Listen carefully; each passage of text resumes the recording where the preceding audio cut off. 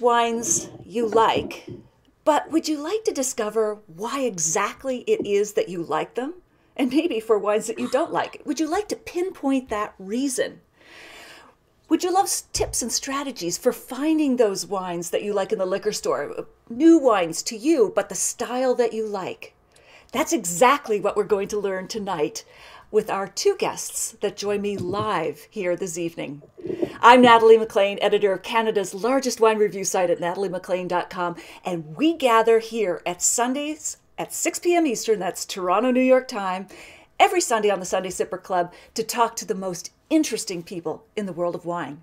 Now, before I introduce my two guests fully, in the comments below, just yes or no, would you like some strategies, some tips to know why you like the wines you like?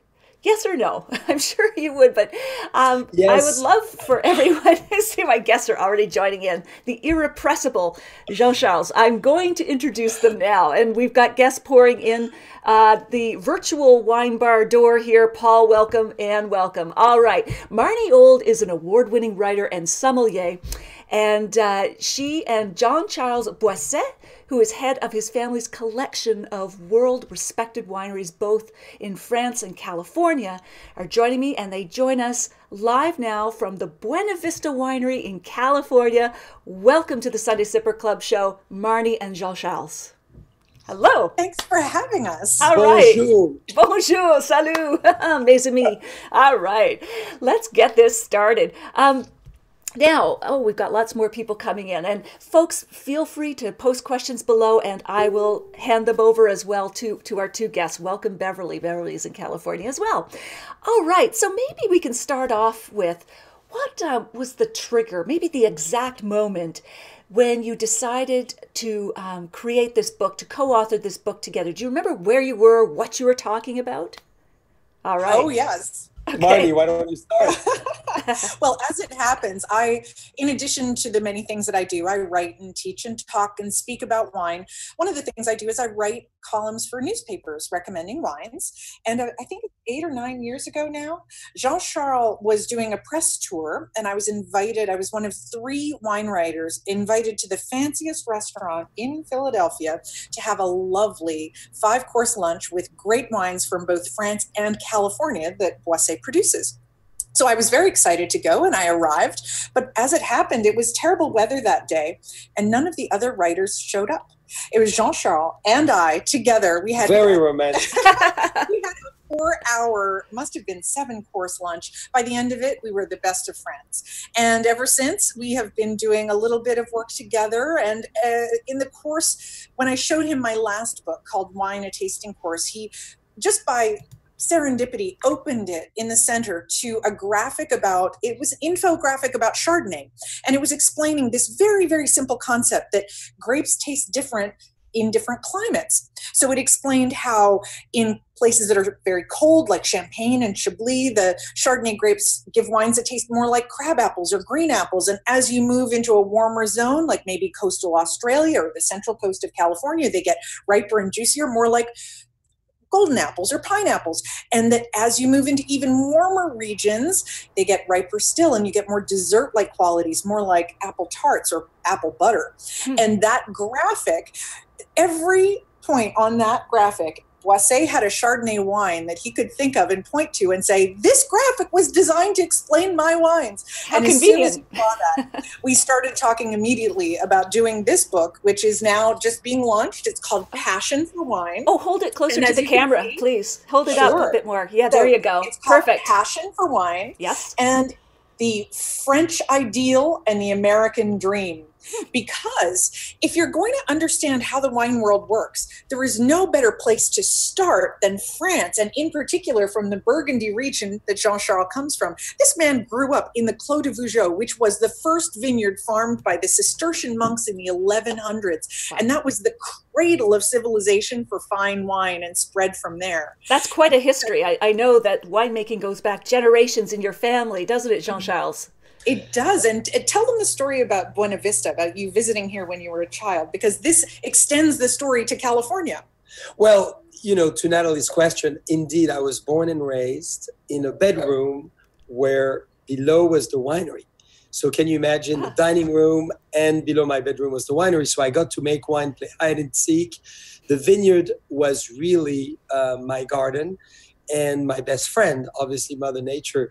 So I really got the opportunity to learn wine really deeply, from the making of it to the farming of it. So, you know, when we talked about this book, many people have told me, Jean-Charles, when are you writing a book? And when are you doing a book? And Natalie, as you know, it's the same with you. You've published so much. I had never come around doing it. So I thought the best way would be to team up with someone who's done a very good job at doing it before, and bring really our passion as well to it, and the two parts of the world which I think are the most important into the history of wine and the future of wine, which is obviously France and America at large, including Canada. Well, how diplomatic. That's great. So in a nutshell, you're getting at this and you're telling us pieces already, but in a nutshell, what is this book about? So the book is essentially a high-level overview that introduces the beginner, the newcomer to wine, to those useful generalizations that we use in the wine trade to make sense of the world of wine.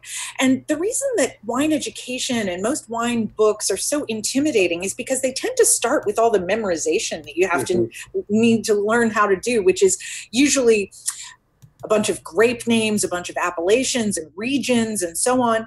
And it ends up being a little hard to remember if you don't have a context, a framework for where to put that information. So Passion for Wine starts at the very beginning, tells a little bit of the history of how the wine world developed the way it did, which helps make sense of wine labeling and so many other issues. It also gives you a crash course in the sensory science, in how most of what we think of as flavor is really olfactory, for example. And once you understand that distinction between the tastes you perceive with your tongue and the flavors that you perceive with your nose, so much about wine starts making more sense. We then start moving into what I think is probably the most innovative part of the book, which is to take a few steps back. Instead of getting real up close to the details of wine, to the minutia that can make it so overwhelming and challenging to learn, we take a step back and we think about what are the primary factors that make one wine taste different from another, that makes one suit your taste more than mine, for example. And we talk primarily about ripeness, about how the sun is actually the #1 flavor factor in wine. And we group wines into flavor families, so that whether it's made with Sauvignon Blanc or Chardonnay, if it's bright, clean, unoaked, tart, and fairly low in alcohol, we call those wines vivacious. Whereas if you took those same grapes, whether it's Sauvignon Blanc or Chardonnay, ripen them further on the vine, they develop more flavor intensity. We then are often more likely to barrel ferment them, which further enriches their texture and adds that spicy, smoky layer of flavor we associate with things like bourbon and cognac. We would call those wines made with the same grapes more voluptuous, because they feel richer in the mouth and are more suitable for richer foods and colder weather. So we take this kind of high-level conceptual approach and created a color-coded navigation system for wine, so that you can figure out for yourself, in white wines, do I feel more like drinking a vivacious or a voluptuous wine tonight? Among the reds, should it be more elegant and food-oriented, more sensuous and easy drinking, or perhaps more powerful, more concentrated, tannic and age-worthy, more like the steakhouse stuff? That's brilliant, I must say. You know, there's lots of books out there, but I love your approach of summarizing, because that's the only way we can remember things. Otherwise, we get overwhelmed and we can't remember anything, which is not useful. And also the strength of the infographics that you've done in the past, Marty, and that the two of you bring together in this book. I just want to take a moment, folks, because comments are coming in. It's terrific. So if you are enjoying our conversation, please take a moment to share this video with friends, maybe comment on it, tell them why you're enjoying it. And of course, you can always click follow and like and all the rest of it. I will be announcing a winner of last week's contest, a signed copy of Pete Hellman's book. And this week we are giving away a signed copy of A Passion for Wine, plus a couple of bottles of Buena Vista wine. So the stakes are even higher. It's more worth your participation. Well, how do they taste, those wines? Well, there's a segue for you. Nice one, Jean-Charles. I just want to acknowledge, Lynn says, flavor families love it. And Andrea Shapiro is currently drinking Buena Vista's The Legendary Badge Petite Syrah in my glass, paying homage. So, maybe we should do the same as she is. Okay, Here we are. You've got it. So do I. All right, from coast to coast, country to country, ocean to ocean, here we go. All right, tell us about this wine, maybe what its flavor profile is and how it would fit in that style spectrum that you folks have come up with.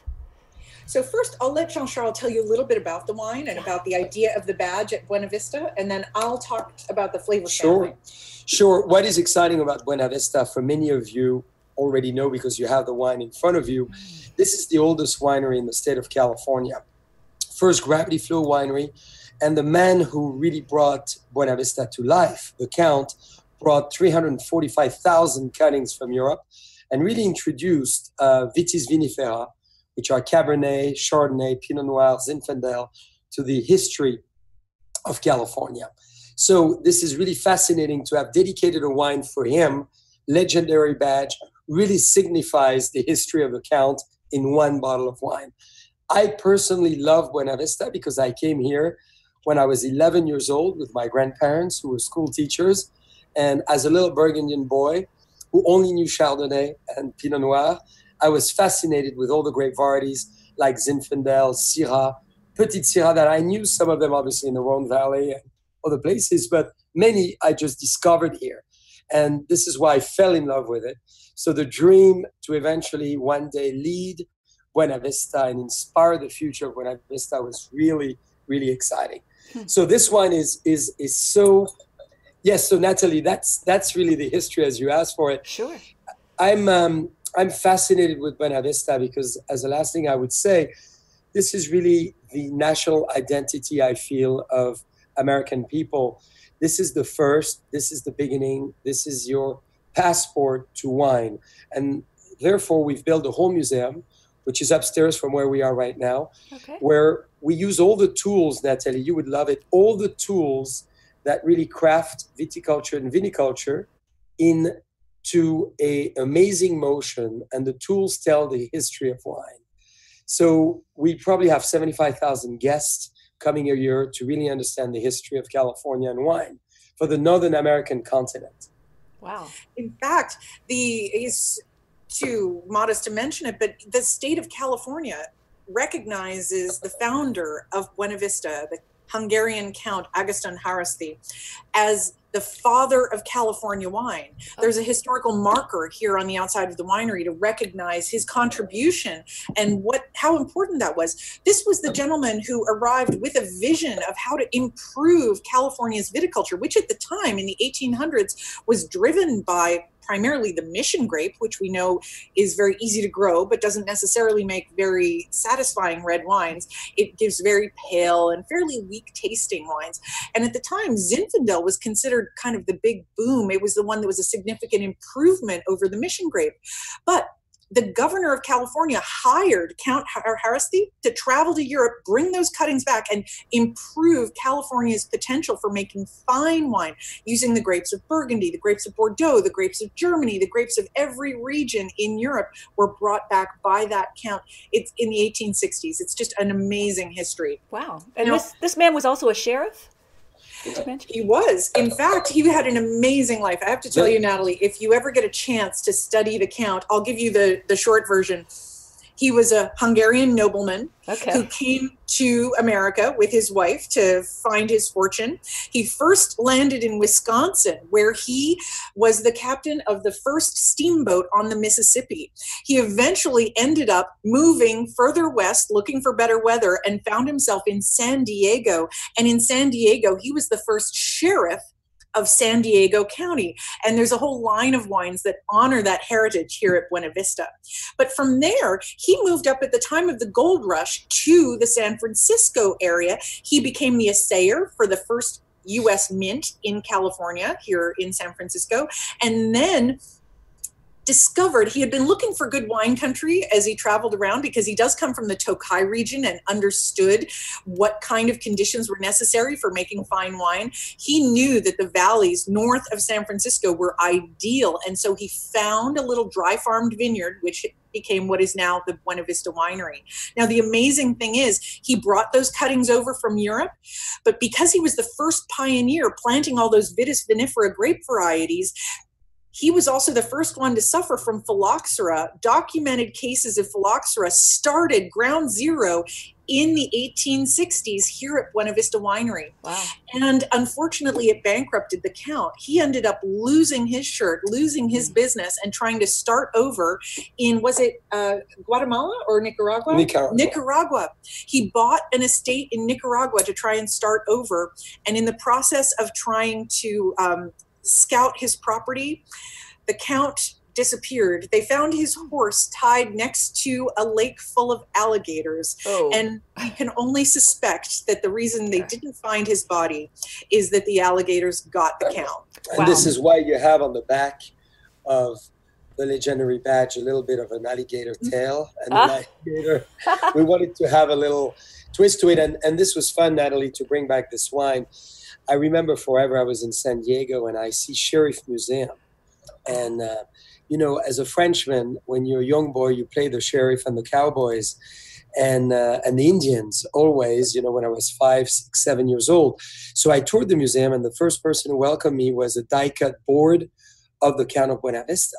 So I called the winery immediately and said, let's talk about relaunching or launching a wine called the Sheriff in honor of the history. Because what is so important to all the people listening and to wine specifically is the fact that we need to honor history as well. It's not just about what we do. It's not about what Jean-Charles is doing in wine or Marnie or whoever. It's about what other people have done before, and recognize and, you know, enlighten the world about the great people who were there before. Absolutely. You know, we learn from the past, as we know, and we get inspiration for the past to better manage the present and certainly anticipate the future. So we're very pleased to really release this wine. And the wine, obviously, as Marnie is about to show us, really fits perfectly into the matrix of the book. And I might just say that people love the story about the Count. And of course, you're saying that, you know, wine is history and history is storytelling. So bringing that all together, the history, the story of the wine, the story of the Count, I mean, that really wraps it up nicely in terms of what this wine is about. And it makes the visit to this winery such an exceptional destination. I mean, this is a hot spot for anybody heading to California for wine tourism. You have to start at Buena Vista because it makes so much more sense once you've seen where the story began. And so we're talking right now about the legendary badge, which is the Petite Sirah. Yeah. And so I want to give you a sense of where this fits into that navigation system we were talking about in the book. Yes. So we created something. I'm going to give you a little more. Oh, thank you. Marnie, we've got to get some wine here. So we created something that you can see on your screen there called the Spectrum of Style. And it gives a different color code to different categories of wines that I mentioned earlier. Whites are either vivacious or voluptuous. Reds are either elegant if they're made in that French Burgundian tradition designed to taste better with food. We call them sensuous if they're that easy drinking blend where neither the acidity nor the tannin is too strong, where you can just open a bottle and drink it in front of the TV without any worries. But there is a category that we call powerful.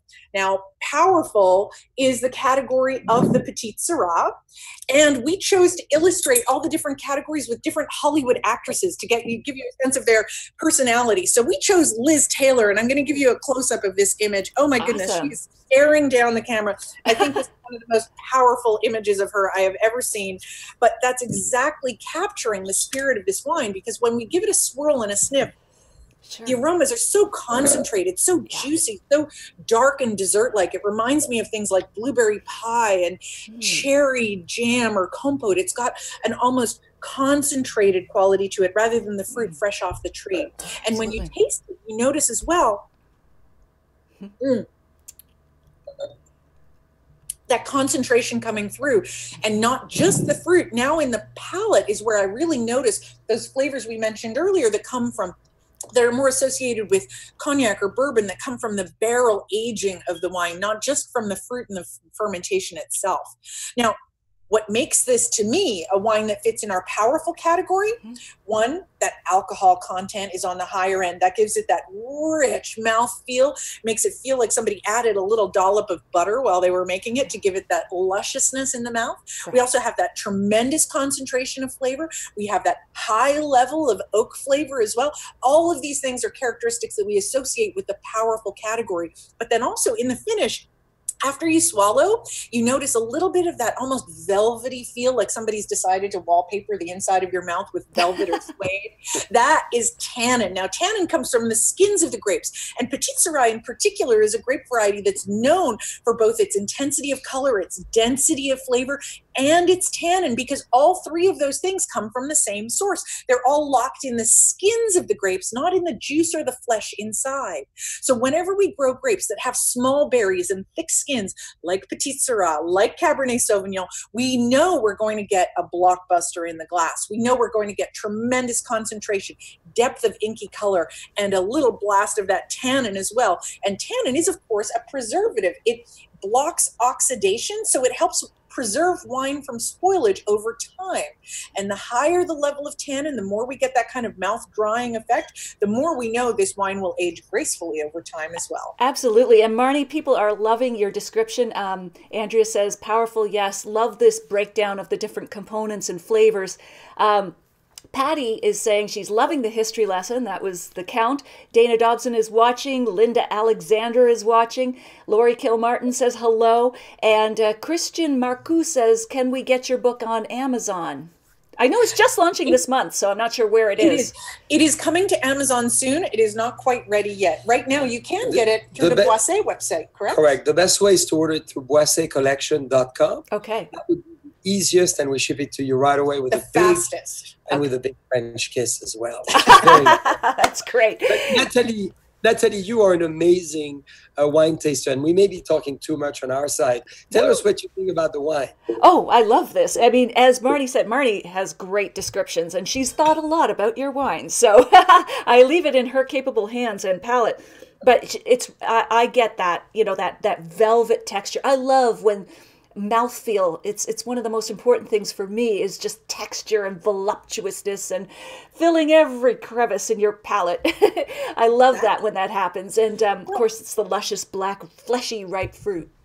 And for many people, their decision of what they prefer, their personal preferences, one of the reasons it's hard to put your finger on exactly what it is that you like or dislike about a wine is because it's so difficult to learn to recognize and describe the tactile elements of wine, the things that you feel on impact, the prickle of carbonation, the kind of bracing knife-like edge of acidity, the mouth-filling richness that we get with higher alcohol content in the wine, and so on. These are not simply aspects of wine that are important to its taste or to its smell, but also to the way that it impacts on the palate. And that, I have to tell you, is often the make or break factor for many people about whether they like a wine and want to try it again, or whether they would rather try something new next time. Absolutely. And with this style of wine, is there sort of a category or some general food pairings you recommend with it? Oh, sure. When you're talking about wines that have this level of intensity, you need more seasoning. You need a little bolder touch with the spice rack in the kitchen, because when you have this amped up flavor level, if you try and just take a simple piece, even if it's beef or some kind of red meat, if you just drizzle it with olive oil and sprinkle it with sea salt, it'll get lost. It will kind of fade next to the intensity of the flavors of the wine. So think more like slow cooking, braised short ribs. Think about things like Korean barbecue. You could also be talking about Persian food. Ooh. Getting some slow cooked layers with multiple seasoning elements. However, one word of warning, this is not a style of wine that really benefits from being served next to sugary sauces in particular. So leave the honey and the barbecue and all of that stuff for the sensuous reds. The powerful reds start tasting a little sour and thin when you put them next to something that has a lot of sugar content. And the other thing to be careful and avoid, well, two things really. High levels of spicy heat will make this kind of burn and feel a little aggressive on the palate.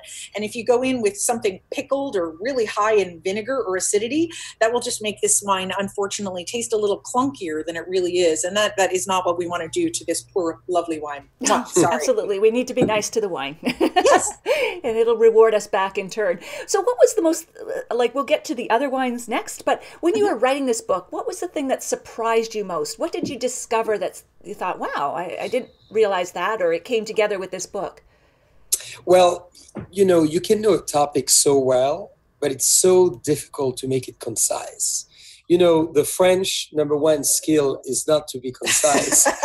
as you know, we go on and on about writing. In Canada, they're very familiar. The length of product names on labels is very different in French than in English. So what was very difficult in a short period of time, being able to really synthesize and bring it visually and in a few words. And that was, as far as I'm concerned, the most challenging, because we knew we had great visual. We knew both Marnie and I are very visual, and this is great, but there's some explanation to be given. And take the history of wine, which happens to be a topic which is one of my favorite, and history in general. You know, my two grandfathers were history teachers, so needless to say, this is the topic we love. And we spent only 18 pages on it. And if you know those 18 pages, however, you know a great deal. Another aspect which I thought was so enlightening is I personally have never presented wine in a traditional way, because I really think wine is all about you. It's all about what you feel, what you sense, and use your own word. Life is a theater, so within this theater, be the main actor of it. So use the term you feel comfortable with.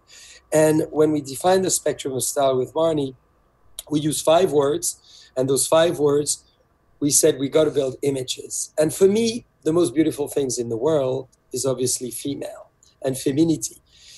You know, in French specifically, we describe the most powerful thing, typically la, which is feminine, la nature, la terre, etc., la lune. And what was better to describe than using those Hollywood characters? We thought a lot about movies. We thought a lot about other iconic ideas that people would remember. But what is easier than those characters that you can identify yourself with? And from there, you have this subconscious image, and you use that image to describe the wine. So that was really the fascinating part. And I think we got the best compliment from my mother, who, you know, started the winery with my father in 1961. A few weeks ago now, 9 days ago, she called me and she said, Jean-Charles, when we started, I wish I had written this, I had read this book. And this was a great compliment because, you know, wine is very bewildering. Wine is very intimidating. So both our style, Marnie and I, are really not intimidating because we very much about the other person. I think if you love people and if you love wine, you're going to love this book because it's all about the other person rather than yourself. And I think that was the simple way to write this book. That's fantastic. And I love that your aim is simplicity, clarity, and concision. Yes. It recalls to mind the, who was it that said, I think it was Mark Twain, he said, I would have written you a short letter, but I didn't have the time.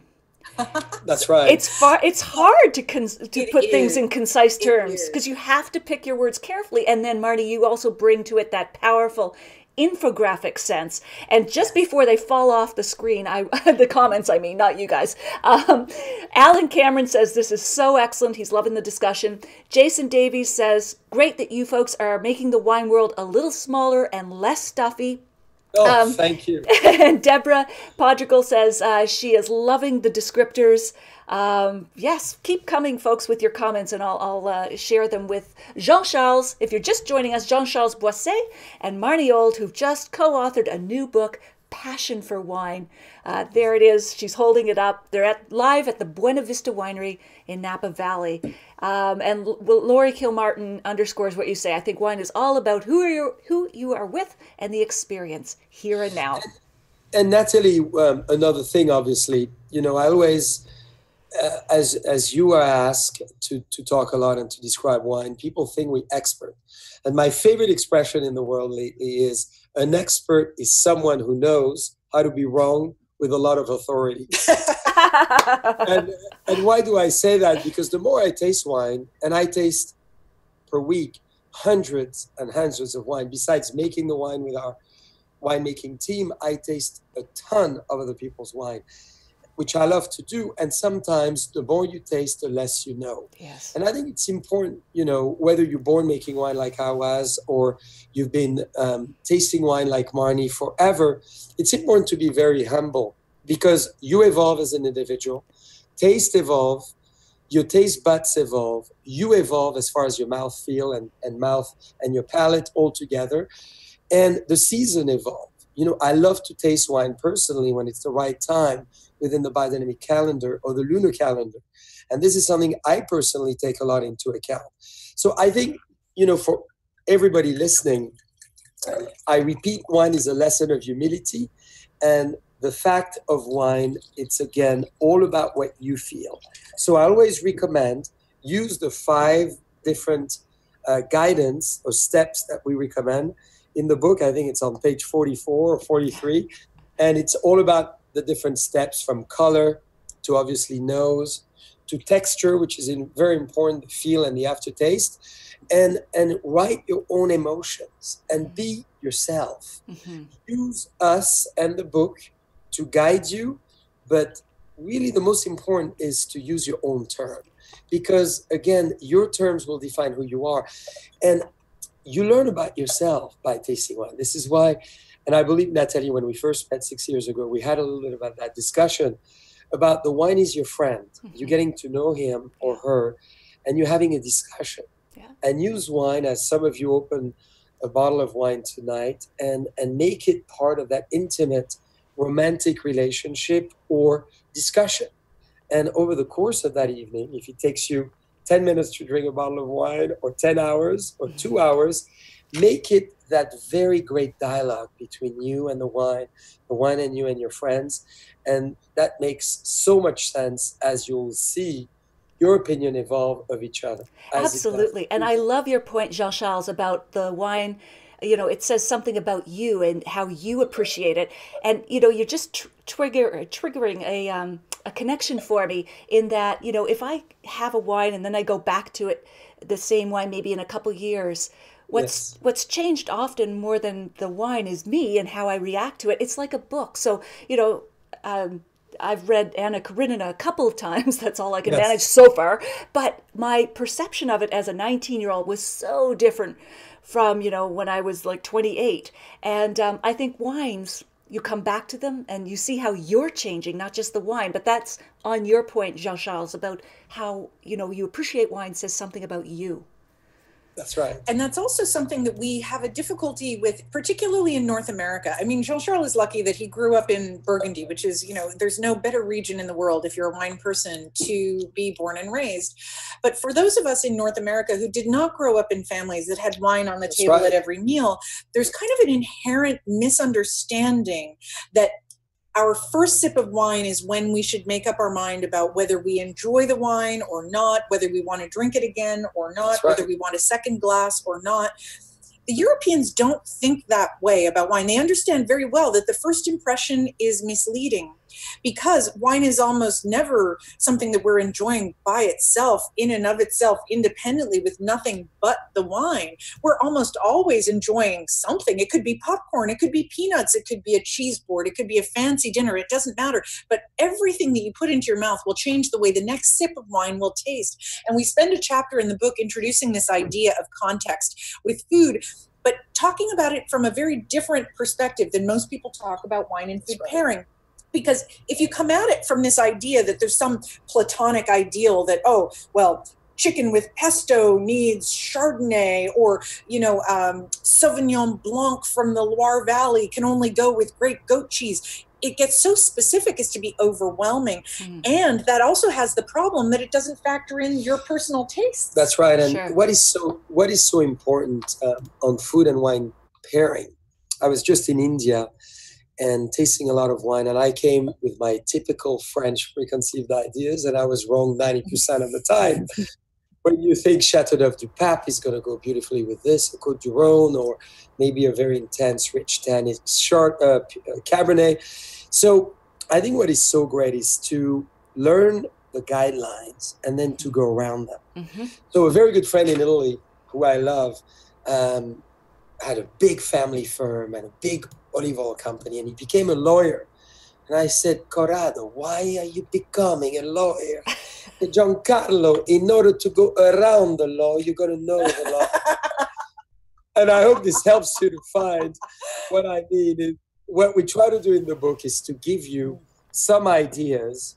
And we're not saying you need to follow every principle, but if you know the core, the vertebral column of those major principles, Yeah. then you form your own opinion. Exactly. So, you know what I would love, Natalie, is for a lot of the guests who enjoy our book to look at their book and see annotation, to see scribbles, to see Right. highlights with a Stabilo pen, because Yeah. I think, you know, the book we've attempted to write is really a tool, and it's something you want to take around and use. Again, I come back to the spectrum of style and the second wine, which is not on the powerful front necessarily. Sensuous. Exactly. It would be great to open the book and to do the tasting as such. And this is how I've done it with my little girls who are 6.5 years old, because they are tasting wine already. You can only imagine that at 6.5, I was already tasting wine, so they have to taste wine, right? Maybe. And specifically in a French environment, you put water, you taste wine just to understand the food companion, because eating food without wine for me is not interesting. And I never have a meal without wine. Even breakfast? Well, I jump over breakfast typically. Okay. You haven't seen a breakfast of champions, sparkling wine on your Rice Krispies. That's Snap, right. crackle, pop. That's it. You are a titan. That's So great. we just poured the count. So Yes. Marnie, do you want to give us Absolutely. the sensuous aspect? And first, I just want to back up 1 second to come back to something that he was saying about using the spectrum of style as a pairing tool, because that is really why we created it, was to make it easier for people to make decisions about what to drink with what, because that is so paralyzing for people who are just getting into wine. Once they realize the complexity of the wine world, of course you start feeling insecure and paralyzed about making a decision. It's actually much easier than most people think, because it's not about the final dish. Because wine, it's almost more useful to think of this as sauce on the side, right? Right. This is a condiment to go with what you're eating. And we focus so much on main ingredients and proteins. We think about red meat, or we think about seafood, we think about white meats like chicken or poultry. It's actually not about the protein. The protein is some of the least flavorful stuff on the plate. Usually it's the sauce, it's the marinade, it's the rub, it's the cooking process that ends up being the dominant flavor. And 9 out of 10 times, pairing should be oriented around those questions about whether something is, okay, let's talk about salmon, for example, or let's compare salmon and beef. You could take salmon, serve it raw, sashimi style, right? You could do beef raw too. You could do a tartare or a carpaccio, right? Just because one is seafood and one is meat does not mean that this one goes with white wine and this one goes with red. It's actually the same wine that will pair with both of them, because they're raw, because they're being served cold, because they're being very lightly dressed with hardly any interference in the natural flavor of the flesh and the protein. You're making us hungry. I am. Yes, I am. you're doing your job. But if you took those same pieces of salmon and beef, and let's say that we, maybe saute them in a pan, right? Get a little bit of that caramelization of flavor that comes when we brown food. Now they're going to taste better with something that has spent some time in oak barrels. Maybe with the salmon, I might go voluptuous with a white, simply because salmon is lower in fat content and doesn't need that tannin kind of clashing.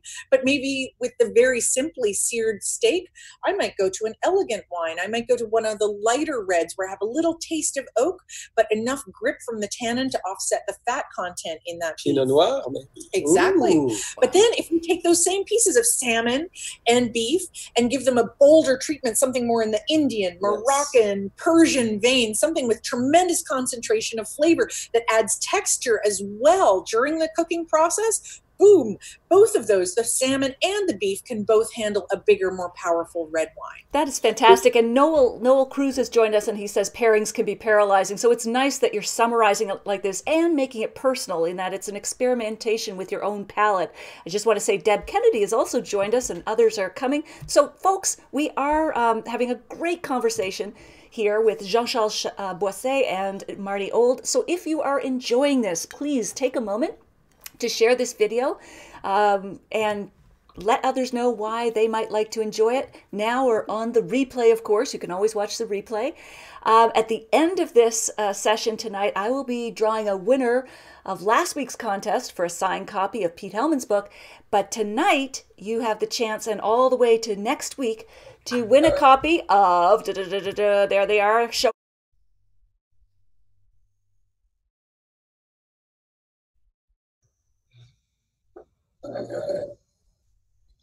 We are now going to taste the Count, the eponymous wine for Buena Vista Winery. Now, we chose this one, of course, because it's available in Canada, but also because it's a perfect example of that sensuous category that we mentioned earlier.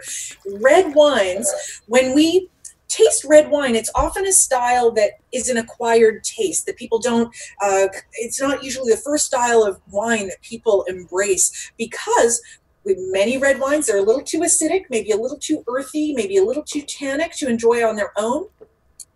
Sensuous wines embody that instant gratification, that sensual quality of making you smile on first contact with the tongue. And to me, this blended red wine absolutely does that. When you try it after the Legendary Badge in particular, you notice how much lower it is in tannin, how much softer it is in its tannic impact, how much it's a little bit lighter, but doesn't necessarily make you feel like it's a lightweight red wine. It just is not quite as ponderous, quite as concentrated as the Petit Syrah.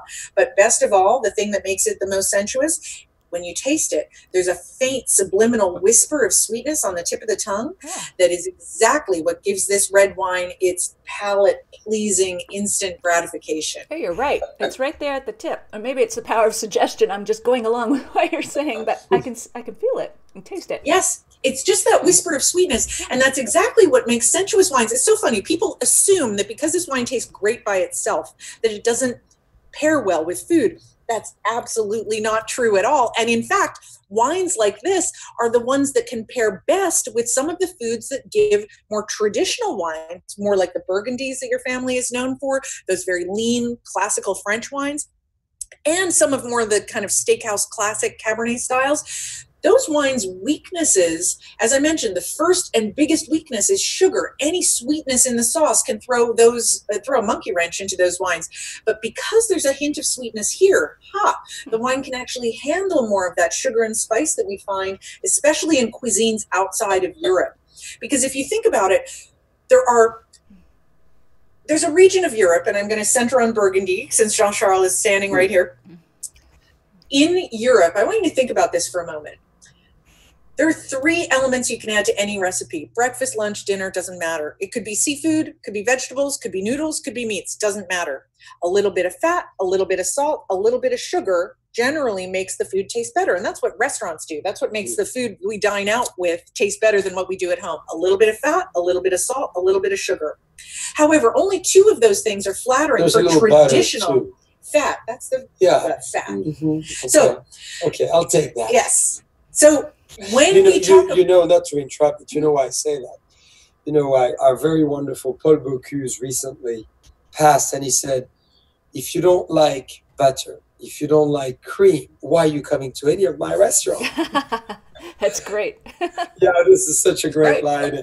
At his phenomenal funeral, I mean, he died at the age of 90, incredible chef, and he was very big into using the authentic ingredients, as you just said. Sorry, Marnie, I didn't mean to.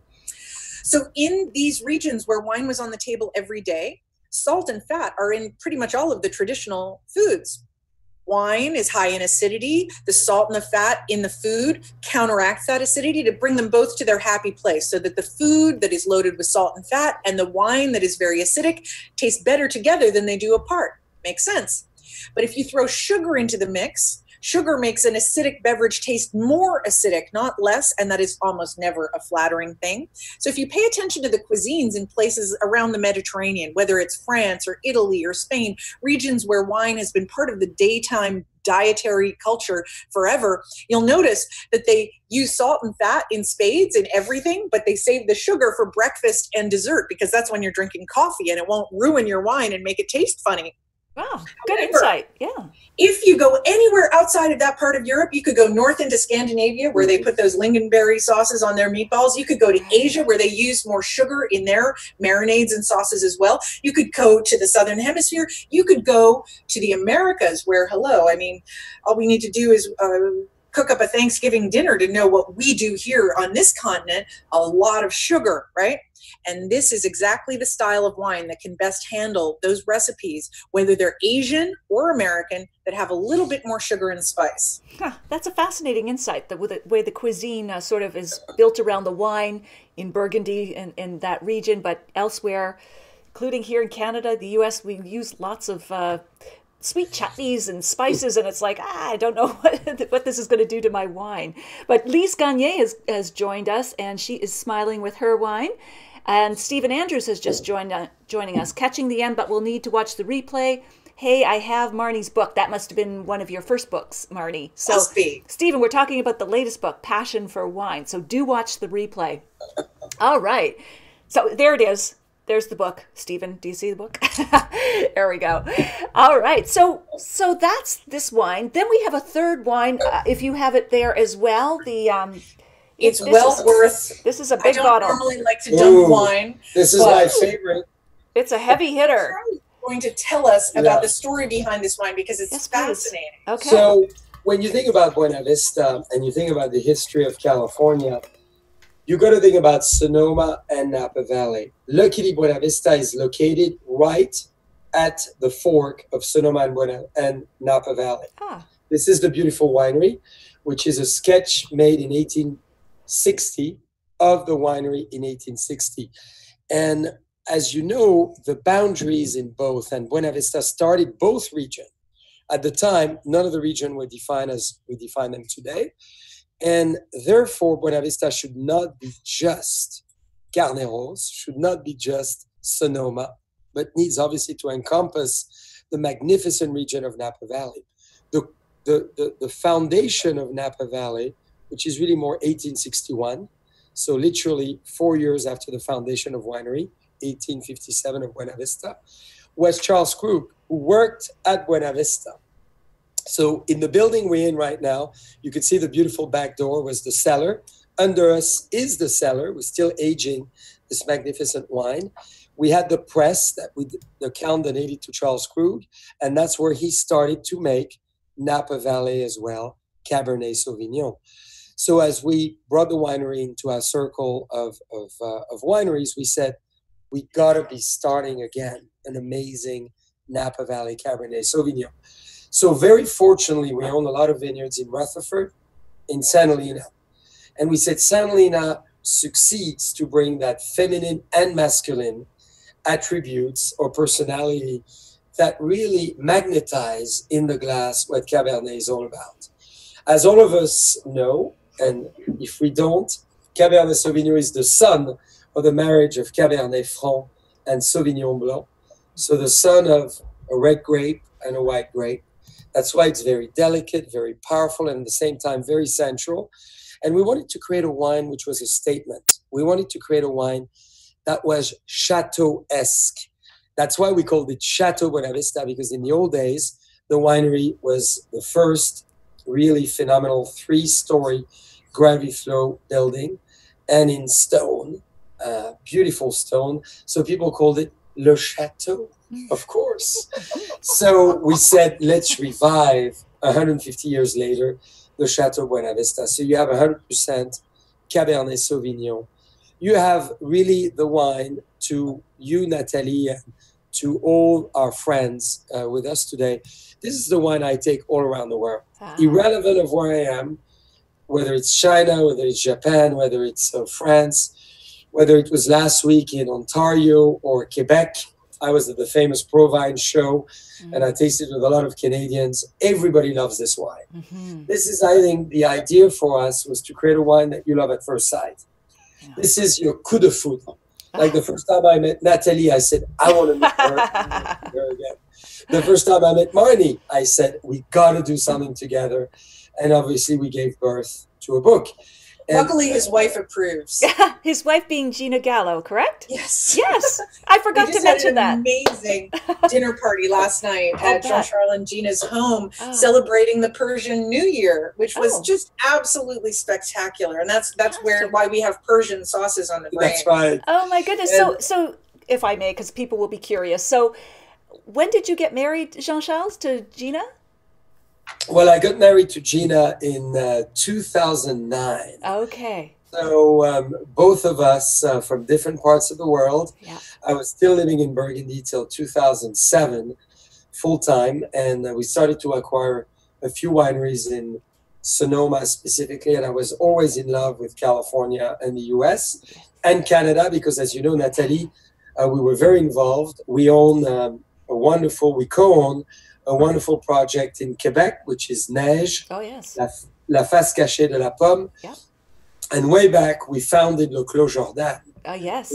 In Ontario. So I've been to your lovely region probably more than 80 times. I'm a big lover of Canada and Northern America at large. So when I met Gina, I was still living in France, and we bought a winery named Deloge Vineyards next to her Laguna, fabulous vineyard in the Russian River. And we built a fabulous friendship and obviously relationship. And we got married in 2009. And our lovely twin ladies, can you believe twins? Yes, twins. Wow. Gemini, born May 26, 2011. So lovely.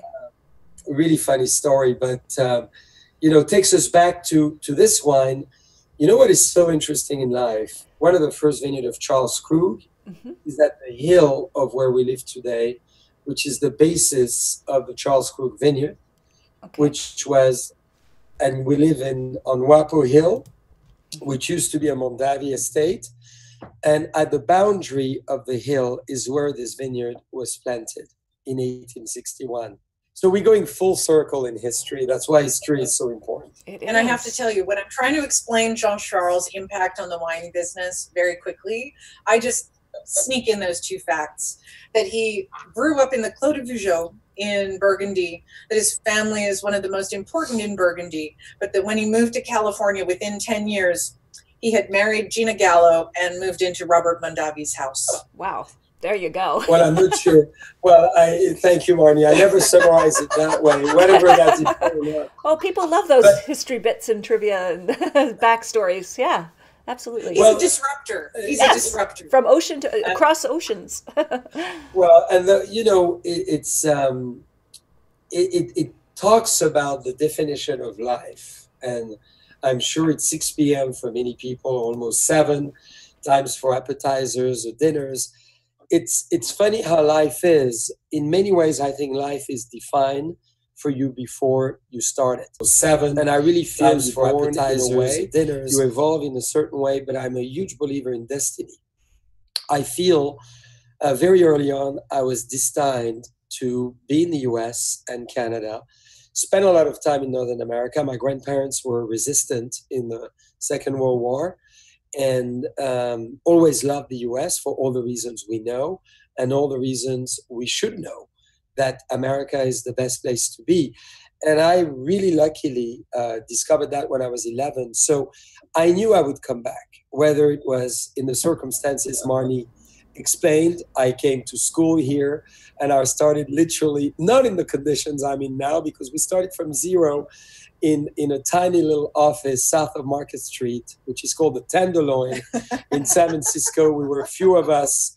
And if you left a bottle of wine, it was drunk in a matter of seconds. If you left a computer, it was stolen in a matter of a quarter of a second. And if you were wearing nice shoes and a nice suit, you were robbed in a matter of round. But, I think life is so cool to see. And Nathalie, thank you for doing what you're doing tonight and always. This is and great. for many years. Because whether you're born like I am in the art of wine, or many of you are listening tonight and just opening a bottle of wine and saying, besides beer and spirits and port, I want to do wine. It's such an exciting element that wine brings people together. And the circle of wine lovers is so unique. Yeah. And it goes beyond wine. It goes with food. It goes with art. It goes with architecture. It goes with interior design. It goes with writing. It goes with poetry. It goes with fashion. It goes with absolutely everything. Wine is a catalyst of jewelry design. Both Marnie and I are wearing jewelry that we design. And that's really the fun of it, is wine allows you, when you start to understand it, and everybody will, if they open their eyes to it and their mouth to it and their mind to it, if you start to get into wine, you discover not only yourself, but a world around you that you could never fathom. And may I share one last tip with your viewers, Sure. actually, from the book? So we've just moved from wine that is fairly affordable, right, to a truly special wine. And I know that because I work with entry-level audiences and beginners so often, one of the biggest questions people have when they first started getting into wine is whether or not the good wines, the expensive wines, are worth it, and why they cost so much more. Well, there is a simple little demonstration that anyone can do when they're tasting two wines like this. We just came off a wine. I'm not sure what your retail pricing is there, but we have a significant difference between the Count and the Chateau Buenavista. And I'll leave the dollar amount to your imagination. But I want people who are tasting all of the wines, if they happen to be doing this, to pay attention to something that happens when we taste wines like this final wine, the Chateau Buenavista. It's not just that it smells so soigné, so beautifully crafted on the nose. And I'll tell you, when I smell this wine, I don't just, I can smell the money, right? I can smell, there's a smell that reminds me of my lawyer's office, great cigars, great furniture, polished leather. Cash flow. Exactly. So first of all, I can smell the money because I know what it takes to make a wine like this. But I want to show your viewers the simplest, easiest way to judge quality in wine, not personal preference, because that varies from one individual to another. I can't tell you whether you'll prefer this wine over that wine any more than I can judge your taste in music or fashion or art. They are correct for you based on your preferences, right? However, there is a simple, easy, extraordinarily basic way to judge craftsmanship in wine and to know if you're getting your money's worth when you move into these upper echelons of premium reserve tier collector worthy wines. And that is to pay attention to what happens after you swallow the wine. So I'm going to demonstrate this really quickly, right? Take a sip. Okay. We are doing it. All right. I am too. And I always swish it around like mouthwash before I swallow to make sure I hit every surface in there and get the most intense experience possible. But no, I want you to pay attention and just, you can almost look at the second hand on your watch and wait. The wine that we were tasting earlier was delightful for its price range, but its flavor faded much faster than this one. Does everyone feel, you can feel this extended resonance? We call this the finish in wine. It's a fancy word for aftertaste, but it's talking about, it's so funny. It's almost not a taste or a smell or a texture as much as it is like a vibrational energy. I call it a resonance on the palate. Yes, yes. You can feel this wine reverberating in your mouth. And I could walk out to my car, grab my keys, come back, and still be tasting this wine 5 minutes later. And it is that finish that actually determines whether the wine was well made and well stored before you opened the bottle and poured yourself a glass. And the way that I give an analogy in the book for this, and Jean-Charles was so helpful in putting this together, we talked about it in terms of sound. Like if you're tasting the entry-level box wine, right? It's kind of like you take 2 coffee cups and clink them together. You get this kind of donk sound. It just kind of falls flat. But if you take 2 nice crystal glasses, right?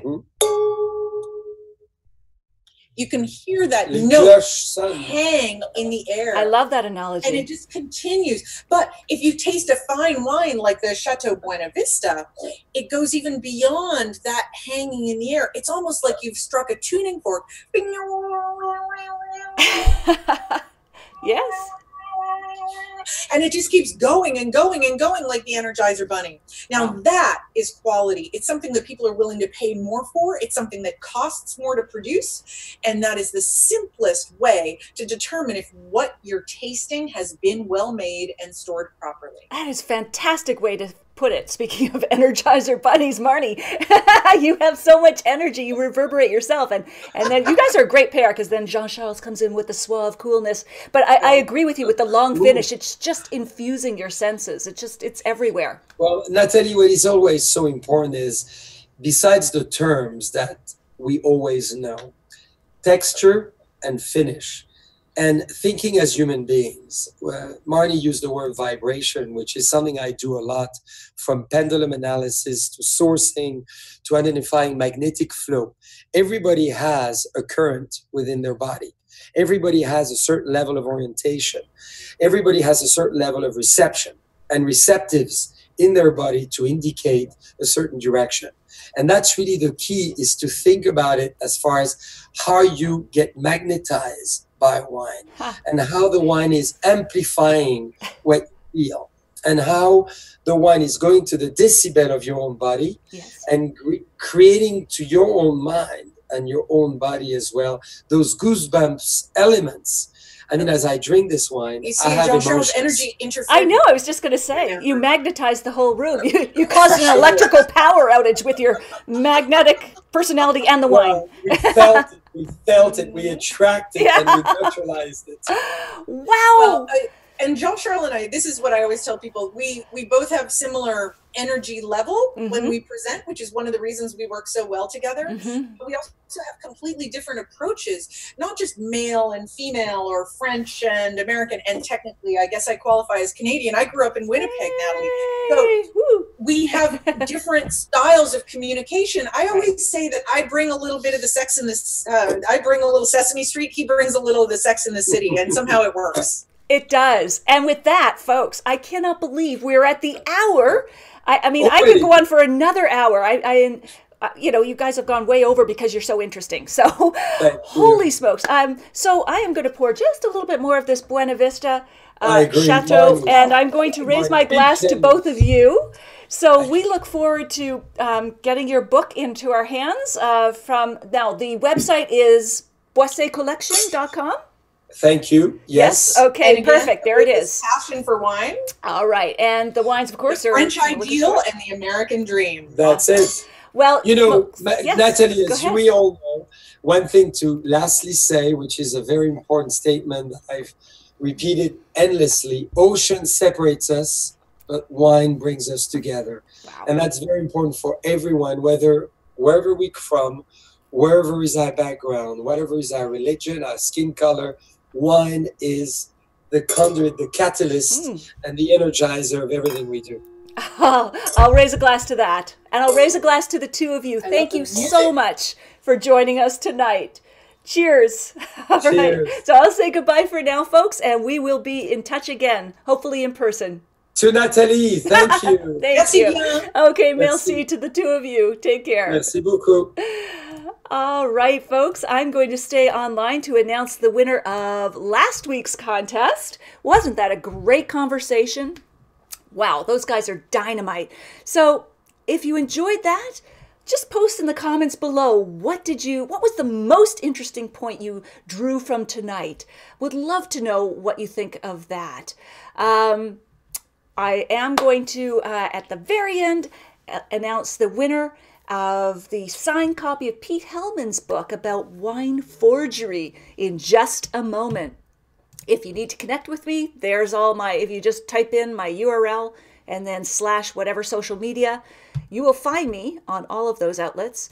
And I know that a lot of you are members of the Get Wine Smart course tasting group, our private Facebook group, which is at facebook.com/groups Get Wine Smart. Tonight, we are doing organic wines. The dates are a little askew here, but we're tasting organic wines tonight. How are they different from biodynamic? All right, so now the winner, drum roll please. Let's see here. There we are. The winner of a signed copy of Pete Hellman's book about wine forgery is Alan Cameron. Congratulations, Alan Cameron in Ottawa. You won the book, and I will connect you with Pete Hellman so he can send you that signed copy in the mail this week. All right, folks, next week is Easter. I'm taking a break, but after that, we've got a whole lineup of guests, starting with Leslie Brown, who's going to be talking about the Canadian Association of Professional Sommeliers, but we'll dig into what does it mean to be a sommelier, how to ask the right questions in a restaurant, and so on. We've got a great conversation coming up for Malbec Day with two winemakers from Argentina. We've got organic wines for Earth Day. We've got lots. They're all in a list, which I'll post below. So stay tuned because we've got lots more coming your way. But I'll say goodbye for now. Have a great Sunday. I will see you in the Get Wine Smart course area if you're a member of that. Otherwise, I will see you 2 weeks from now. Take care. Good night.